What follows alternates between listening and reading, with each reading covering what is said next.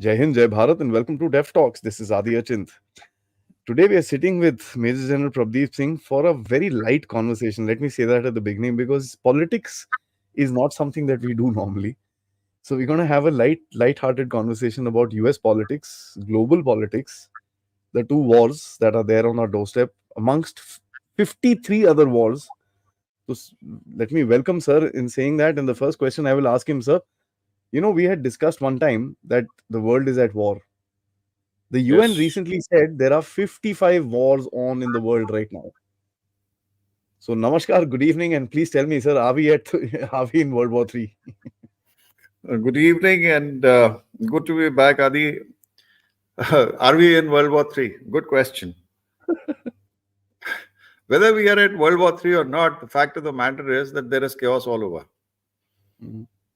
There are conflicts, as you just stated, there are 55 conflicts in the entire world at the moment, out of 153 nations. In the United Nations, you've got 55 wars going around. So the conflicts are spreading far and wide.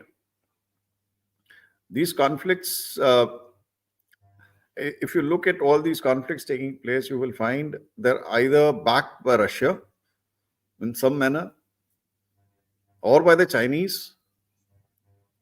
When we talk of Myanmar, etc., you'll find interference, and or there are ideological wars which are taking place. When we are looking at these two major conflicts which are on at the moment, that is Ukraine, as also what's happening in Israel, uh,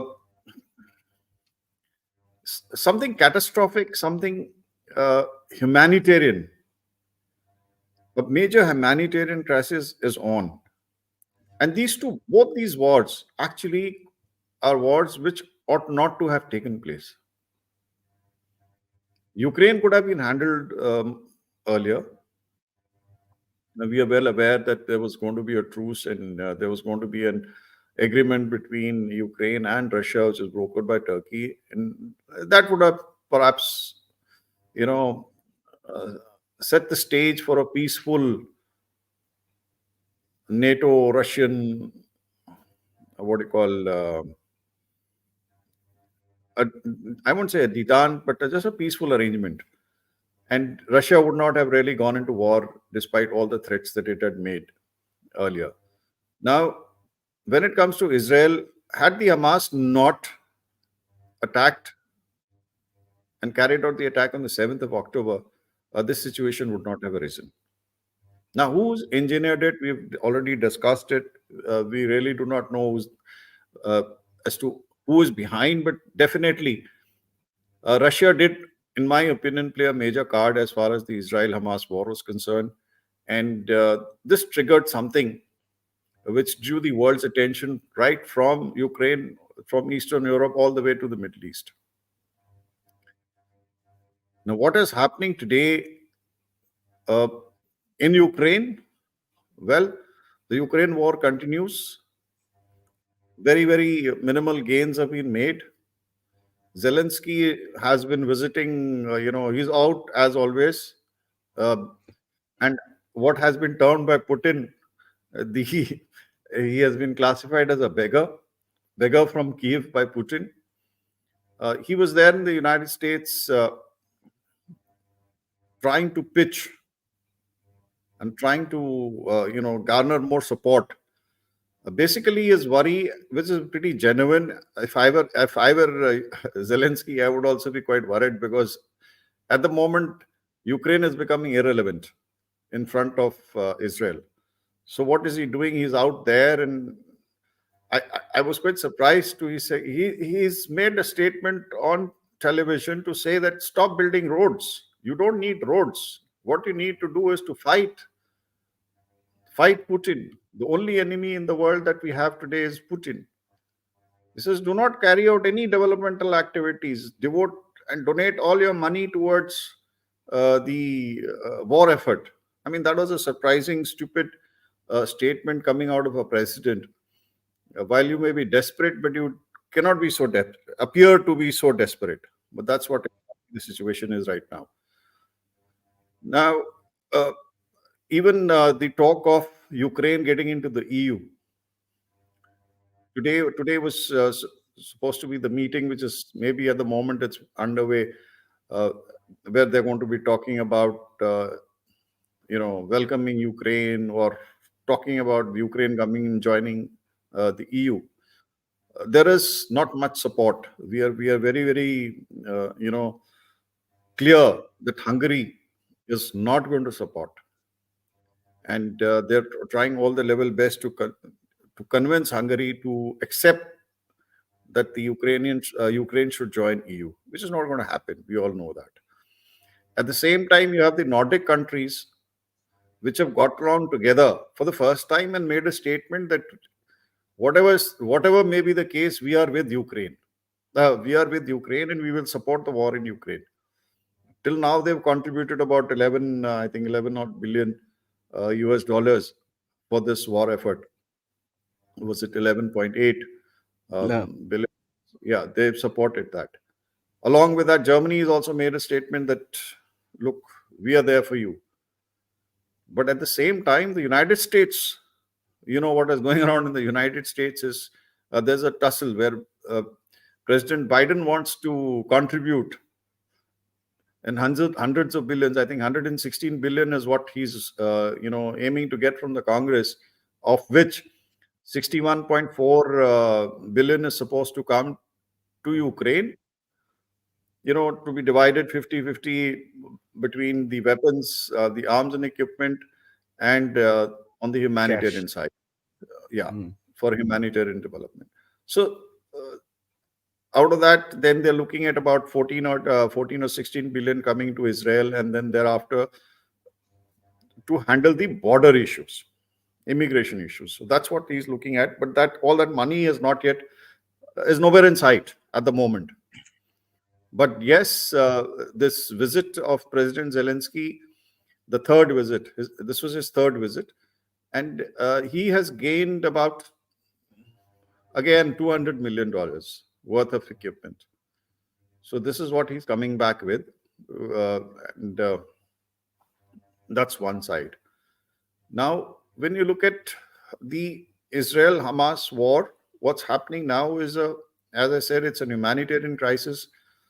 On Tuesday, we had the UN General Assembly meeting, and this General Assembly meeting was a fallout of the previous meeting that was on the last Friday. Last Friday, the Security Council had met, and they were wanting to bring in about a ceasefire, and this was vetoed by the United States. Now, when this ceasefire part of it got vetoed in the Security Council by the United States, the Arab states got together and they called for an emergency meeting of the General Assembly, which took place on Tuesday. That's 2 days back. Now, in that, interestingly, the number of people who abstained were less. The number of people who were against the motion were also less as compared to the previous, vote that had taken place, the meeting which had taken place. Now, interestingly, 25 countries which had earlier either abstained or were against a ceasefire or bringing an end to this war, this time, that is on Tuesday, were in favor of a ceasefire. And that includes India as well. India had abstained earlier, but now it's a part of it is in favor of a ceasefire on humanitarian grounds, which is expected. Now, who's playing this game is what is important. Hmm. What is the dilemma between in the United States? Because on one hand, they're supporting a war, they are supporting Ukraine. Here, while they have condemned the Hamas attack on Israel and are favoring Israel, the United States, by vetoing, has clearly shown that it is a strong supporter of Israel, which we all know, Hmm. which is a fact. After all, the United States economy, etc., the Jews run it. No, we know the connections. But the fact of the matter remains that for how long can they keep supporting this war when so much of innocent lives are being lost? Palestinian lives are being lost. 18,400 dead. That is the figure. And out of that, Hamas Ministry of Health. yeah, and out of that, I think I'm about 8 odd thousand are children and few women, and two odd thousand to 2,700, 2,800 are women. So when you look at all this, with innocent civilians dying, the United States cannot keep mum, cannot keep favoring the continuation of a war. So what is the net result? You certainly have statements coming out of the United States. Even President Biden gives a statement about the, you know, bombing is being, while Israel has to root out, take out the entire of Hamas. But this kind of bombing, indiscriminate bombing, is having a catastrophic effect on the humanity, on the people of Palestine. Now he's made a statement. President Biden has made a statement. I will not allow Israel to repeat the mistake of Oslo. That is one. And he's also Netanyahu. said, yeah, and he says, Gaza will not become a Hamastan or a Fatahistan. Right. So no, this is these kind of statements are coming around by and Mr. Netanyahu, Bibi Netanyahu has very categorically stated that, look, as far as I am concerned, with or without anybody's support, this war will continue till the Very end. just. And Very just. he's Yeah. very clear Very that clear. Hamas has to be absolutely uprooted from the Gaza Strip, because they strongly believe, and rightly so, that if you have a ceasefire at this particular stage, You can't stay with these monkeys, sir. they cannot continue to stay with these guys, because it is just, it will allow Hamas to kind of regroup and regain if the momentum is broken.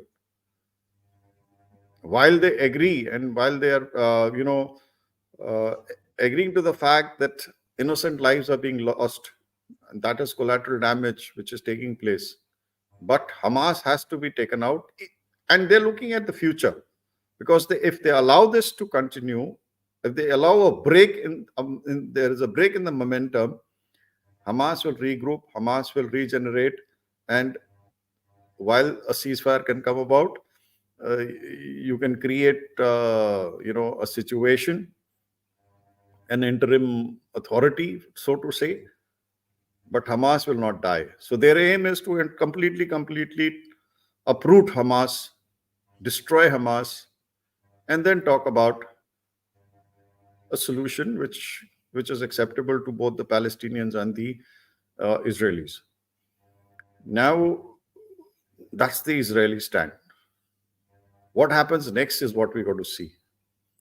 And I guess the entire situation is going to change, and it's only after the US elections, Yeah. and that's where the Mm. political scenario of the United States starts playing a very important role as to who comes to power, who favors whom, and that is what we should be looking at. Yeah. Let me ask you this, sir. Let's since we were on Israel, I'll ask you a question on Israel, and then we'll head to Ukraine back again. Israel is a very interesting sort of a game where we see the liberal left kind of crying for the casualties, as you said, which is again, I've kind of seen these casualty figures, and last time I think in my last update I put it out. So between the December 5th and the second and the 5th, there was almost 1,300 ka difference in terms of the death. So there's obviously some Gocha, which is here and there. People are dying. There's no question, and it's terrible. There's just no question about it. Little children. I don't think anybody is there in this world who will say, "नहीं नहीं बच्चे, I don't mind वो fighter है तो मारो कोई tension नहीं है." But बच्चे यार देख के, even I can't watch those videos. It's terrible. Uh, Having said that, sir, when we see the Muslim world, the Islamic world, they the rumor has it that the Saudis and the Emiratis are calling Netanyahu pretty much every week and saying, "Boss, hit them hard, don't let them go." Yeah. I mean, There's a double speak which is happening around here, which is very interesting because the Saudis are now getting pissed off with the Yemenis. Yemenis have captured another ship today, by the way, in the evening. yeah, again, yeah. Again, so this is the fourth one now, right? You see, what you said is right. I mean, today the Arab world, you know, uh, is also looking is not everybody is not a terrorist. Every state is not a terrorist state. People, educated people, are today looking at a peaceful solution to wars. They're looking at looking at peace all over the world. They're looking at trade, growing economically. They're looking at enhancing the standard of the living standards of their own people. So when you have such terrorist, organizations spoiling the name of a particular community or a Hmm. religion, I mean, a handful of people who spoil the name of a community, definitely the community is not that's not acceptable. And this is precisely what has happened. If you recollect, we had earlier spoken, it's going to be the Palestinians who are going to say, yeah, talk with these Hamas guys and sort them out, where they're creating problem for us. Now, when Israel has started sorting them out, obviously, innocent lives being lost, civilian lives being lost is not It's acceptable. terrible, but that's reality, sir. Yes, sir. That is the sad reality part of it. I'm nowhere supporting this war, but fact of the matter is, I'm not supporting terrorism either. And that is the dilemma which the United States is in. To support Israel to the extent that Hamas is totally finished. Is that important? Or is it more important that we have a ceasefire and put an end to this war and wait another couple of years and have terrorism revive again in this particular part of the world? Yep. I mean, that's the kind of dilemma which takes place, and that is what we got to decide. See, So, whose side may I, do you take? may I ask you something here? Because I keep asking myself this, and I've really not said this on air before. This is the first time probably I'm bringing this out. When everybody has that humanitarian human being inside when they look at these deaths, and you're like, so when I think about Israel all the time, there's one question I've not been able to answer. Given the factor that October 7th happened, what else could have Israel done if not what it's doing today? This is the only way to retaliate. What else can No, you no, do? Everybody no, wants no. to give a advice, but nobody's telling Israel, ki, okay, bhai, I have a solution for you. Here, do this. There's no solution to this. And the scale, you see, one odd incident is a different thing, but at the scale at which it was carried out and the way it was carried out, with the amount of planning that it involved, and all that happened. I mean, kidnapping, rapes, Yeah, tracking they're still holding people, hostages. and taking hostages. You know, it is the scale of that raid. I would call it a raid because there is a planned raid with a planned motive, and that is what is not acceptable in any country would retaliate in the manner Israel has. And that anger is genuine. Anger is absolutely, absolutely genuine. I And wonder now, what else could have they done. I mean, no, there what is else? I nothing mean, else. you can't you slap me on one of my cheeks and I present the other cheek to you. That But cannot happen. No? That old Gandhian philosophy cannot work. it There never is works. there As is there is no peaceful solution to this. And as far as these guys are concerned, we all know today the tunneling which has taken place. yep. I mean, it is a massive, massive, uh, organized activity which has been conducted. And they are an army in itself.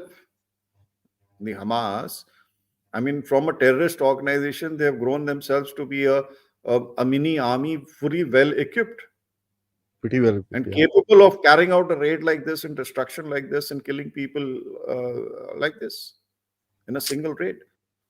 Yep. Yep. Yep. So, in my opinion, any country worth its salt would have retaliated in the manner it has. Ceasefire, good idea on humanitarian grounds. But again, do you want continued fighting?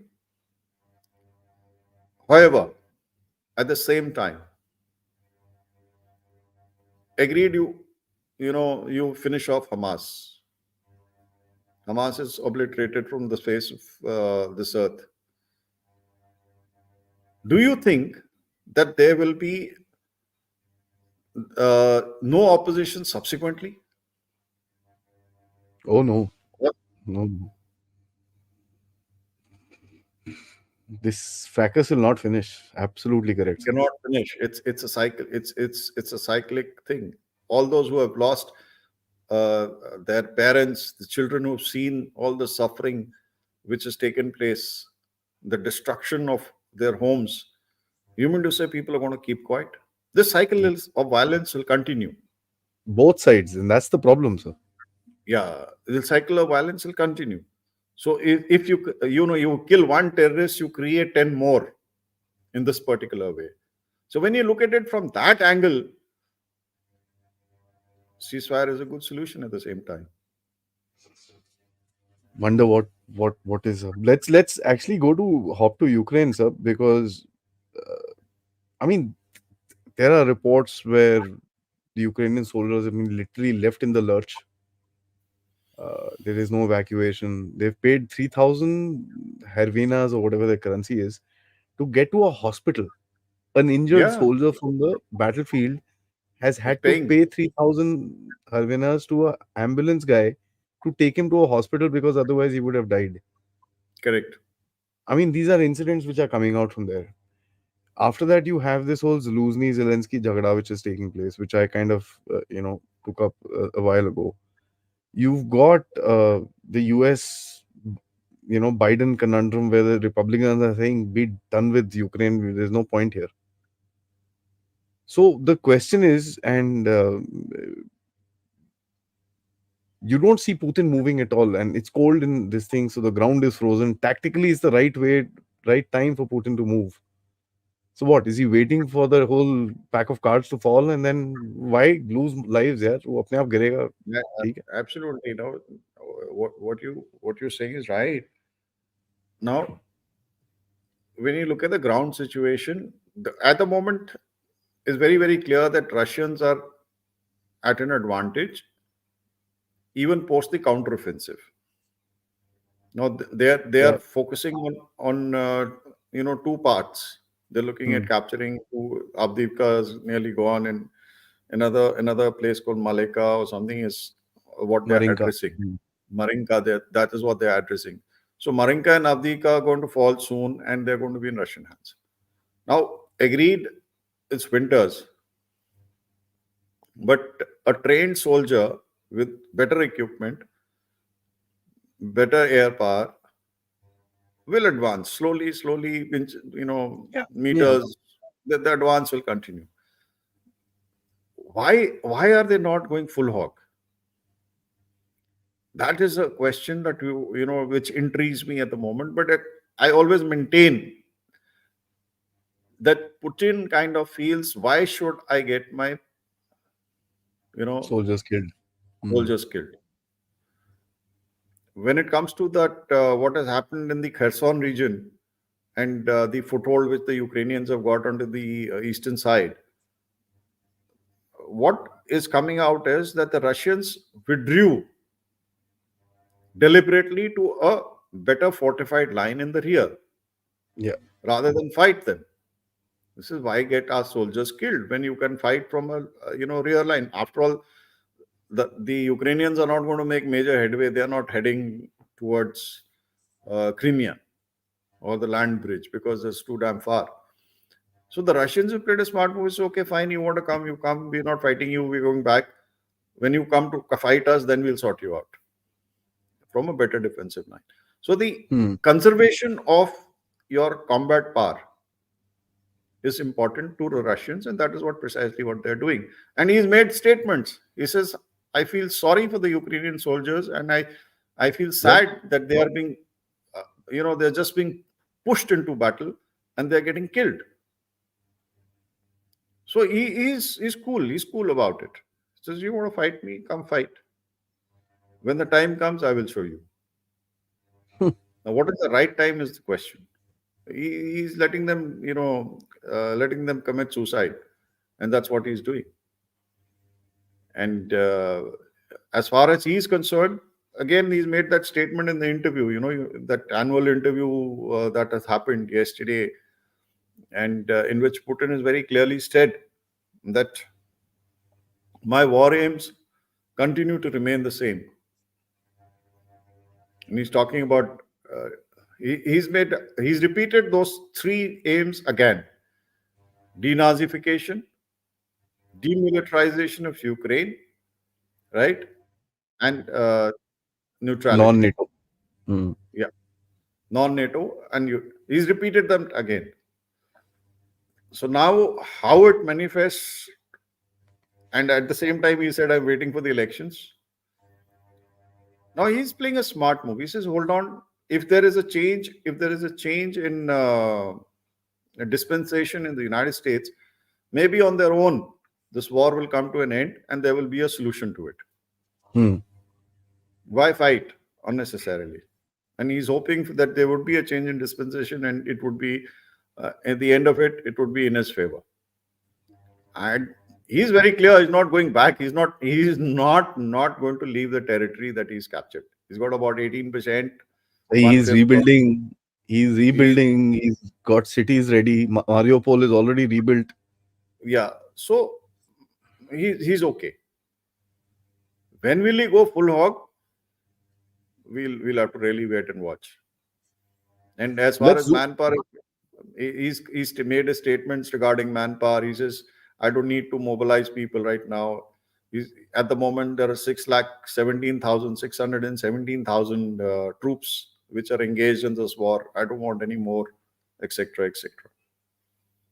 Yeah, Let's zoom out, sir. Let's zoom out.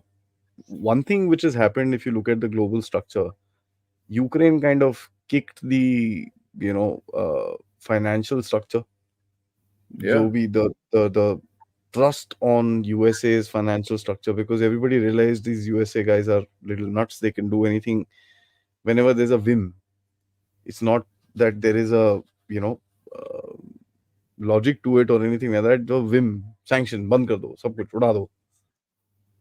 So that's one thing Ukraine did, and Ukraine also busted a certain amount of the propaganda value that the West had in terms of owning the media and everything like that. One thing that Israel has done is brought about the beginning of the end of the left, especially with these so-called Ivy League schools and stuff like that. I mean, they're worse than the Nooker schools that we've got in our cities.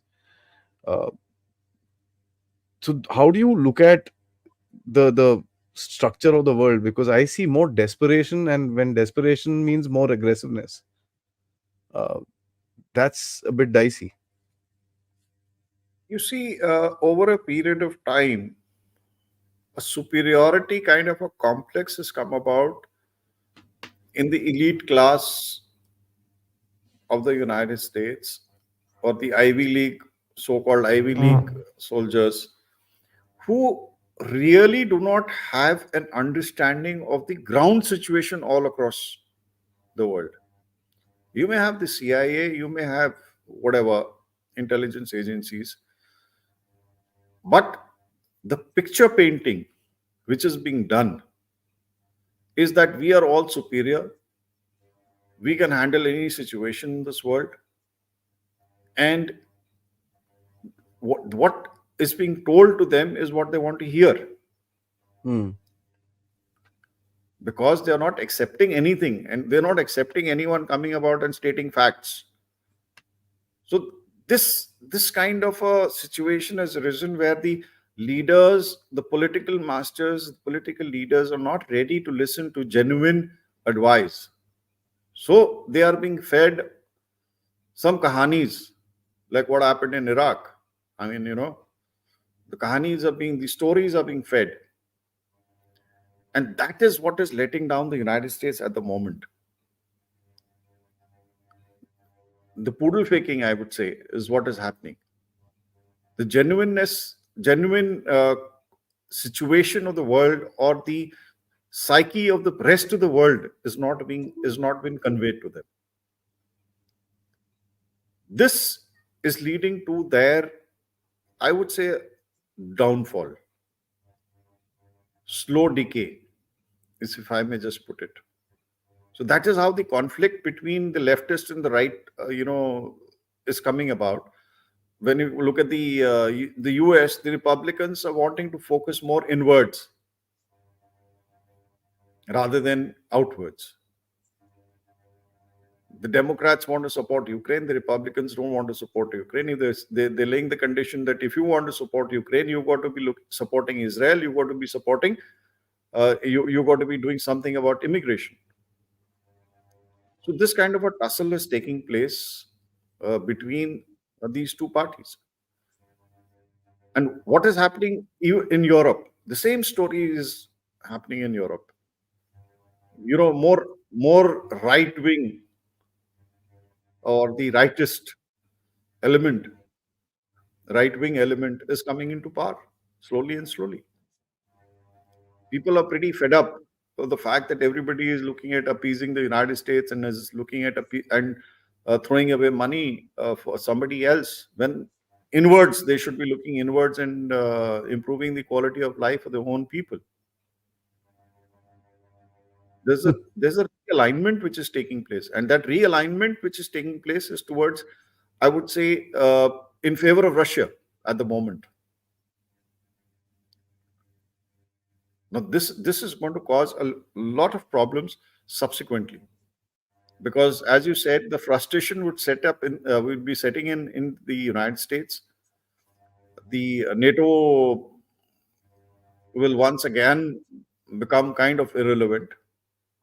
They try to make it relevant, but nobody is talking NATO. I mean, I don't hear no news coming out of NATO headquarters. It's all quiet on the NATO front. Have you heard anything about NATO?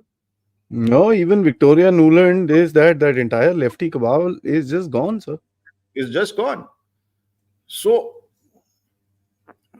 the desperation obviously will set in, and this desperation, who's going to take advantage of this desperation, of this fracture which is taking place in the American society, whether it is all this LGBTQ whatever rights, whether it is the immigration, whether it is the inflation, all those situations which are taking place. The economic condition in Europe at the same time is poor. The refugee condition, refugees have poured in large numbers, illegal immigrants, all that. So when you look at what is happening on Europe and in the American soil, again, I'm repeating, who's benefiting? Benefit, advantage, Russia. Interestingly, China is not nowhere in the scene. China has been thrown away by everybody. India has rejected, Americans have rejected, Russians have rejected, the Arabs have rejected. Everybody thrown China away. Tu ja yaar yahan se. We don't want to Well, talk to China, you. nobody wants to deal with China. You had Italy, canceling that whatever that BRI. BRI. So we don't want to be part of BRI. Italy, Civil, Philippines, sub. yeah. So China is at the today is in a confused state as to which side should they be looking. Whereas Russia is becoming more confident by the day, and that is my reading of the whole thing. America on the decline, Russia on the rise, China looking confused, India growing economically, AUKUS squad very little to hear from them, and let's see how it manifests. Taiwan is an issue which you've got to be watching, and that's the only way China can draw attention towards itself is by flying uh, a large number of aircraft in one go, number of sorties over Taiwan across the median line, and that's how it's attracting attention. Otherwise, China is nowhere in the scene. Yeah, I mean, except yeah, that and Philippines, where Yeah, every day there is a sort of a clash that actually happens. So you know, that not a that will happen clash, now. but yeah. Hmm. I mean, the little discomfort which is there as far as irritant, I would say, not the uh, irritants which are there in South China Sea and all that area. Let's see what's happening. That's interesting, sir. I'll take a small last one, sir. Sorry, last one. बोलते हैं एकदम end में. I want to ask you about where do you think uh, you know the Americans today are grappling with this situation of left and right and this and that because they've kind of realized that they've been made fools. For all this while they've been made complete fools out of, and we also saw the reaction of these what you call university heads and this and that. That was a complete shame actually. um but we how do you think that the American society will adjust to this whole thing? Because you've got a Vivek Ramaswamy who comes out and says, boss, deep state this, deep state that, deep state this, deep state that. You've got a Biden who's, and then you've got a Trump. What do you think is going to happen? And who's got the heavy bat till now, sir? I would still say it's Trump. You see, America, Trump is an inward-looking guy. He doesn't want to fight anybody else's wars. He doesn't want. He's a businessman. He looks inwards. He's looking at job creation. He's looking at security, and he's not. He doesn't care a damn about what's happening in the rest of the world as long as America is rising. So I think that the American people would favor him, and more so after all that money which has been poured out in supporting other wars to no avail. The fact of the matter is the amount of money poured in by the United States, 111 billion given to Ukraine, has not manifested into something very fruitful. While people may argue that it's only 0.3% of their GDP. That's what they say. It's the minuscule sum as far as the United States is concerned. But at the same time, what is that cheapest, the best bang for the buck is what they have got as far as Ukraine is concerned. But then there are people who are sane enough and who understand that this government is kind of, as you said, made a fool of them. And this is what is being encashed by Vivek Ramaswamy as also by Trump. Vivek Ramaswamy appears very energetic and enthusiastic, but at the same time, I think Trump has a better hold and better Yeah, I'm understanding of the political situation. I am looking at the factor that Trump president, Vivek Ramaswamy vice president, and that's that, You never know. Yeah, that's looking yeah. good. And if that happens, what happens is the first thing that they would try to do is bring an end to the Ukraine war, stop funding Ukraine, Yep, yep. and Trump has a and lot wrong with him. There's no question. But and that it, and that is the moment that is done, the moment the money starts pouring and Russia moves in and takes over whatever territory it wants to take over, and then say, okay, fine, thank you very much. Let's come out with a proper solution now. And I'm sure that window will be presented to Putin post the elections if this combination comes to power, that you do what you want to do, and you fulfill your aims, and we'll help you, settle down, and we'll come to a peaceful solution.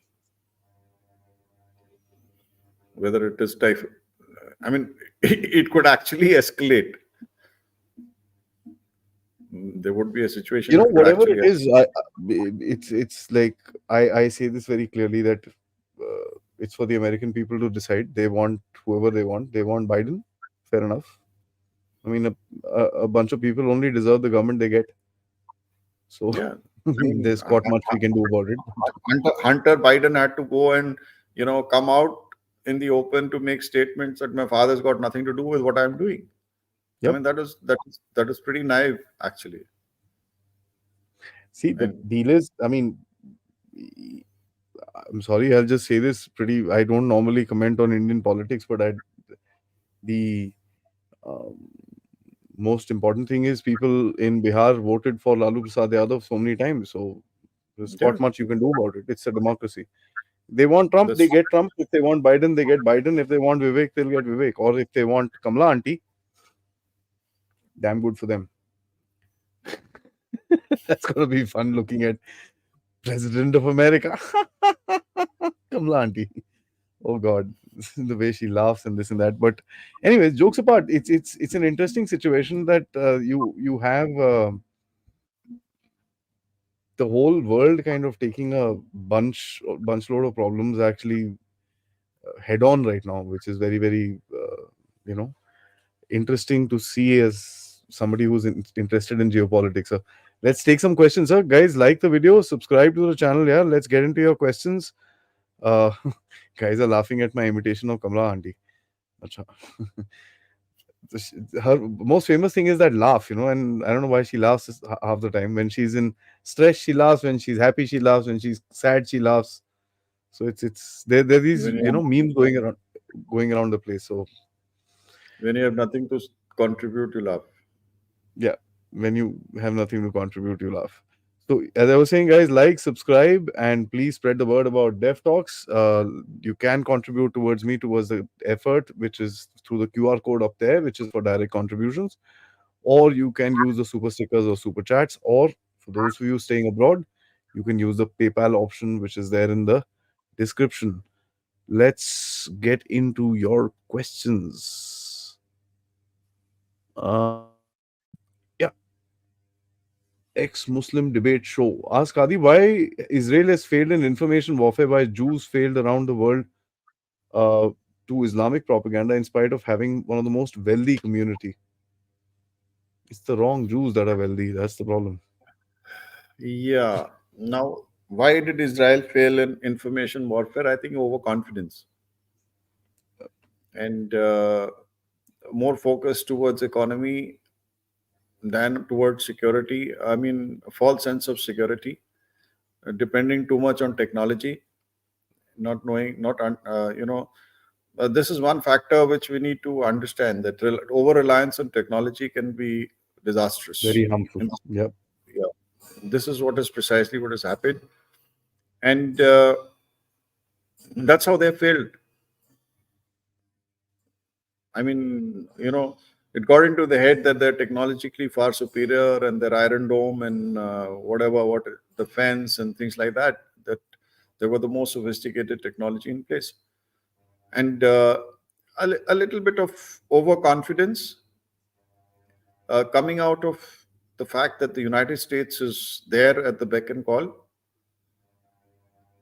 and also that they're far too damn rich and they can do what they want to do. And I think overconfidence kills, and that's what is precisely what has happened. Yep, yep. Hunter indicted granddaughter soon to be single mother. eh? Second wife current with him as long as she gets her hand off on his hundreds and millions of dollars. ऐसा जिंदगी जीने के लिए 300 साल की Biden की legacy has been destroyed, which is true. That's, I mean, jokes apart, that's a very good statement. Yeah, I mean, you know, karma tends to come around, and I guess that's what is playing. Yep, it's All, there's just no question about it. yeah, This is an interesting one. Jain sir and Adi would like to ask your opinion on this. Don't you feel that Hamas problem will not go? Whatever more casualties will swell the ranks of Hamas. absolutely. I agree with you because, and this is what I alluded to during the talk also. You know, terrorism is something which cannot end by force, and the longer your these are all political issues. You must always remember that solutions are always political. Force, force on force will not work. Any place where the armed forces feels that they can quell, like in this case, the Israelis think that they can quell, they can finish off Hamas. That's not going to happen. Imagine, I'm repeating, imagine you are as a child, see that your house has been destroyed, your parents have been killed, you are left an orphan. Why? Because this neighboring country bombed. That's a scar. That's not going to go away. So this has a cascading effect, and Israelis reacted. They reacted correctly because after all, they have to take revenge. They have to sort them out. But the scale of the revenge, the scale and the methodology adopted has ruined many lives, ruined many families, caused a lot of destruction. And that is why people today uh, are talking about ceasefire, because this problem is not going to end until unless there's a Hmm. political solution to it, a firm political solution to it. That's the only way. Yeah. That's true, sir. That's true. And that solution doesn't seem anywhere in the horizon. As a matter of fact, I don't think anybody has a solution even. No, even It's if it's a two nations state, a two state, solution, the thing is that must be enforced. The independence. If you agree to have two states and you decided to have two states, there is no question of interference in each other's affairs. I mean, and the animosity, come on to mutual agreement and coexist. Ji, That's the only way. ji. Tadani ji is asking the root of the present problem lies in the inability of the US to print the dollar on demand. The present circumstance would continue to exist until the printing restarts. Your views? Now, it's all about paisa in any case. The entire wars, the entire thing, and the Fed's increasing the interest rate and not all that. It all revolves around economy, because the moment they start printing new notes, printing new dollars, they pump in more money into the system. Uh, the devaluation starts. So it's a cycle. It's a cycle which will take place. So I guess all the economists, the big ones who understand all this, know what they're doing. And I really cannot comment on Right. this particular question. Yashraj, you say, Adi sir, is this fake news that EU plans to form an army to help Ukraine? Yeah, they've been trying to do that for 3 years. So it's not fake news. EU always, you see, what has happened is EU, the whole Ukraine war. has erupted because of this very concept. EU wanted to come up with its own defense forces. That would have made NATO redundant. The only two countries which are non European countries in NATO are the United States and Canada. Now, if EU defense force comes about, now what happens is the United States loses its hold over European continent, and that's the whole game. So it's not really fake. Uh, at the moment, if they are wanting to revive it, that's a different question. But there has always been a talk of a defense force, uh, which is European defense forces to come about. So there's always been a talk. So let's see as to actually it materializes or not. Now this will all this will happen uh, not today, but in the future, maybe when NATO was totally written off, or the concept of NATO was defied by most of the European countries, which again that revival is taking place incidentally, because if this was the best chance for NATO to have proven itself Yeah. or to have done something concrete. The only thing that they have been able to do is destroy European economy, strengthen Russia, and and shown their inability to influence a battle in on their soils. Gee. Of course, Article 5, etc. I'm not discussing that. Abhijit, Adi, just one foolish question. No question is foolish, brother. Don't worry. Do you think if Russia wins, it will set an example that any big power, if they feel that they can attack and take land of their weak neighbors on a different pretext? No, no, no. That's the game. Interesting. Uh, it's a good question because that is this very aspect is being drilled into the minds of the Europeans. Now, every country, if you go back into history, even Cold War, and then subsequently even Russia has come about. Russia made very, very humble requests: do not spread NATO. I mean, I ask, the moment Cold War had ended, the moment the nukes had been, taken away from Ukrainian soil and all that, when all that happened, was there a need to maintain NATO? Was there a need for NATO as such? And the very fact that you kept increasing the numbers and you came on the borders of, you want to come to the borders of Russia, showed a little bit of malintent, and which the Russians understood, and that is what has happened. Now, if Russia wins, the bogey which is being put across is that it will be the Scandinavian countries will be affected, Moldova and Georgia would also be absorbed, and things like that. So I would say that doesn't happen. Every country which goes to war, whether big or small, goes to war because of its security concerns. If it if its security, if its borders are safe, if it does not have any problems, today it's an age where money counts. Nobody wants to go war just like that. So, just an So update has come, sir. The US Congress has passed a mammoth $886 billion defense bill, and not 1 cent for Ukraine even now. that is their internal 886 billion, because they need to actually revisit their entire armed forces, and Yeah. they are down as far as their own wherewithal is concerned. They're down to only worth 4 billion. I'm talking about the ammunition.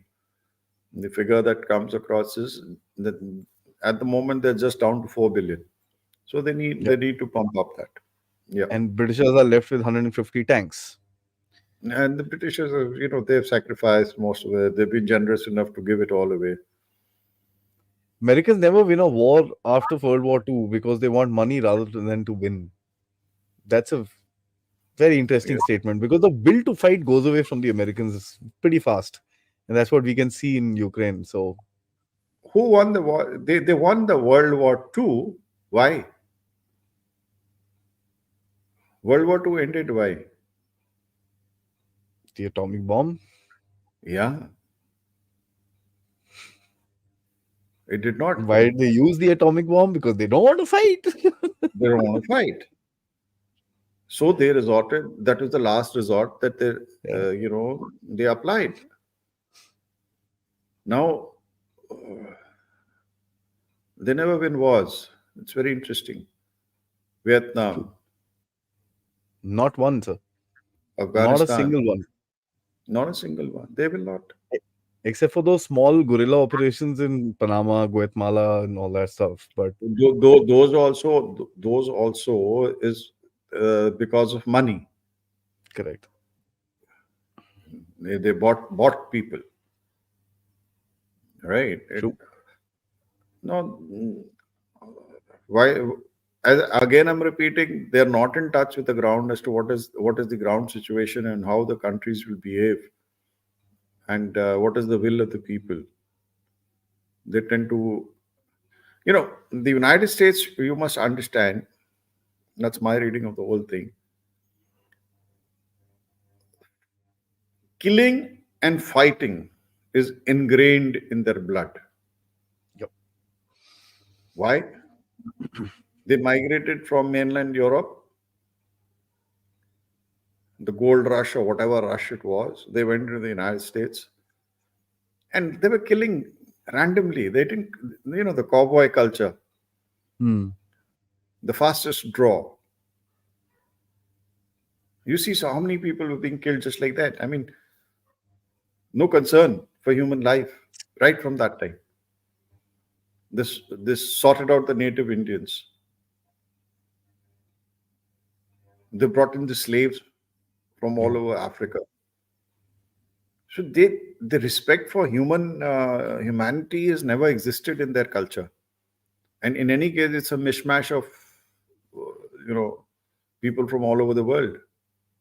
He may be a white skin, but the white skin could be Polish, he could be Russian, he could be British, and now known as today so many Indian Americans. So that culture is different. They're ruthless. They want to fight. Yeah. That's true, sir. David, I think he's from Israel. He says Israel said to Hamas to surrender and give back all the hostages and the war stops, which they don't want. In fact, they said they will repeat October 7th every time, again and again. Yes, and that is why Israel is after them. That's precisely what it is. I mean, it could have the hostages need to get back definitely, and the Hamas needs to surrender. But that surrender is not going to happen because they also know that where it is going to lead to.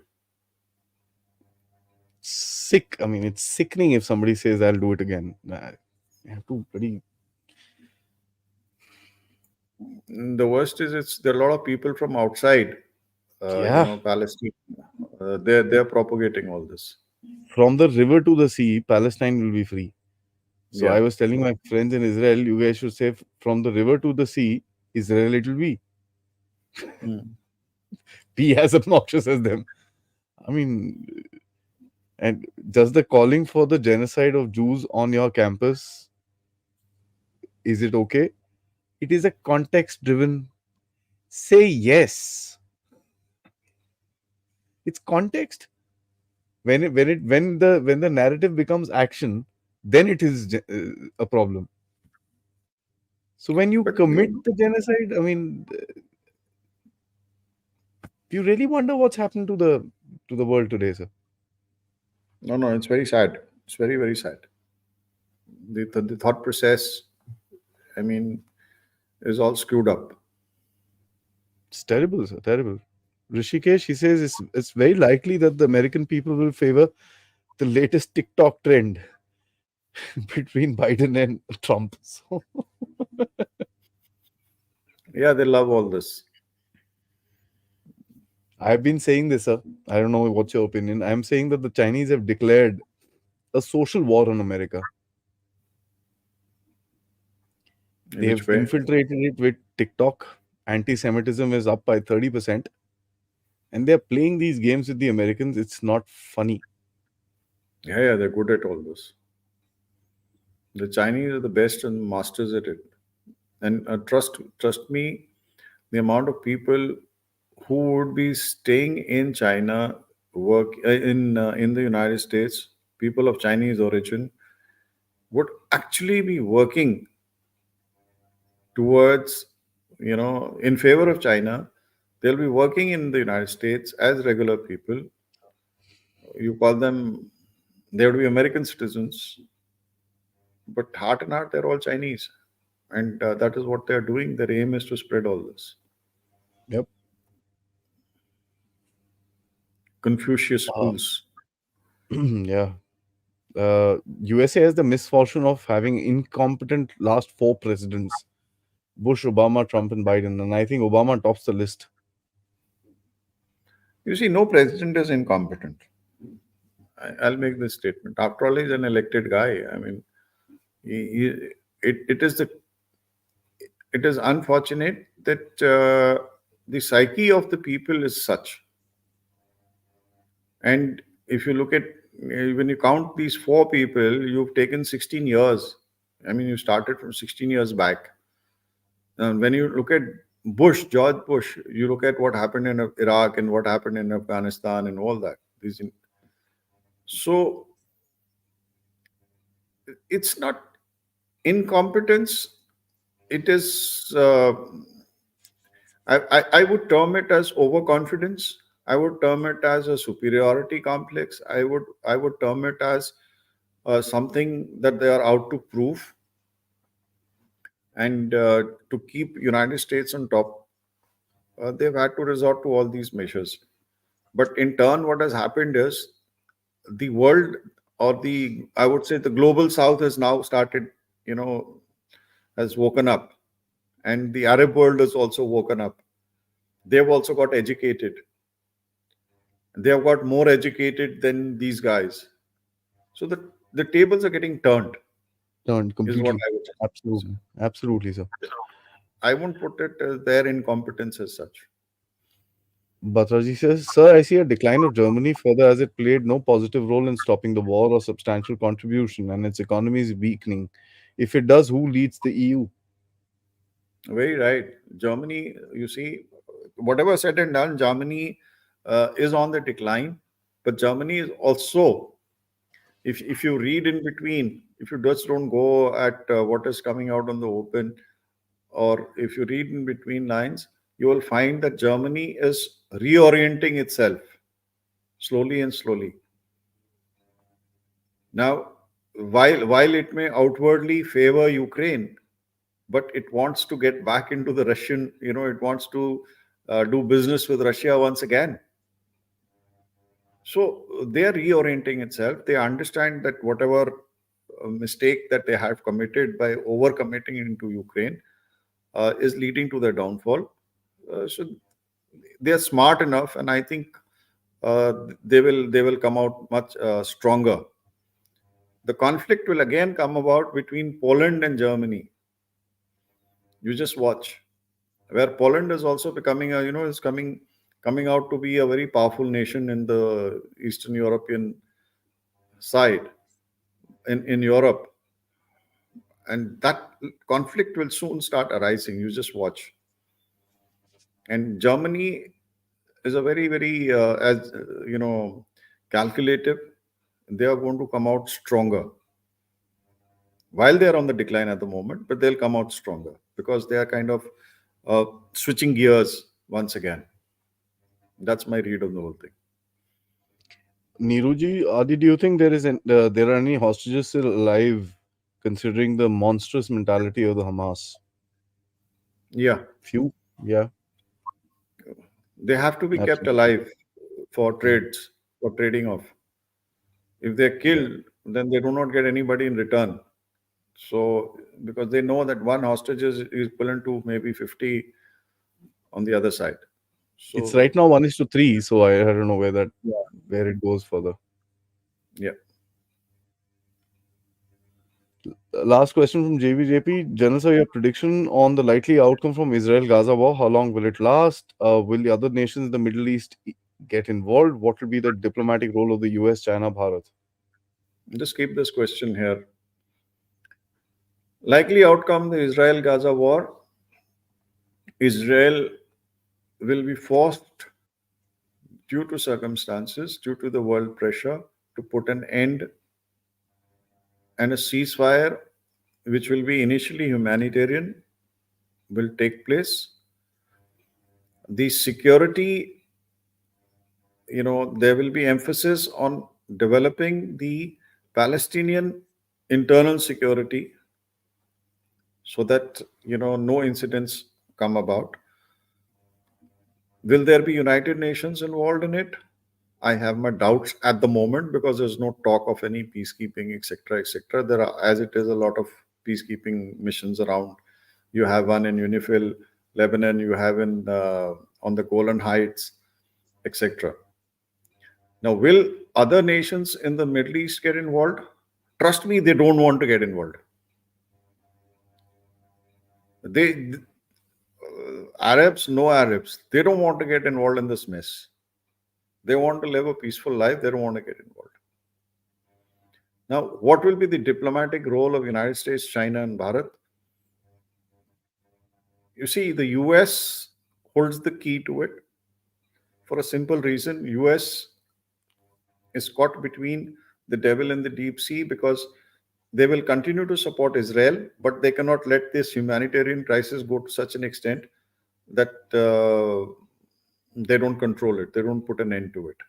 So they are the ones. Ultimately, the United States will have to pressurize Israel to put an end to it. They may not pressurize Israel openly, but behind the scenes, they will pressurize. As far as China is concerned, China started off wanting to act as a mediator, wanting to, bring about peace and be seen as a global peacemaker. Unfortunately, it led to this. Their ambitions could not fructify, and today this war has kind of isolated China. As far as Bharat is concerned, we are a neutral player in this entire thing. When I say neutral, we have good relations with Israel, we have good relations with the United States, we have good relations with Russia. We were the first ones to recognize the Palestinians. We have a respect amongst them. We have respect in the Arab world. So we, as I'm sure, even today, while I and you are talking, behind the scene activities from our end are continuing. That's why you're playing the game in the UN, sometime this way, sometime that way. Yeah. So it's just not that we are not playing a part.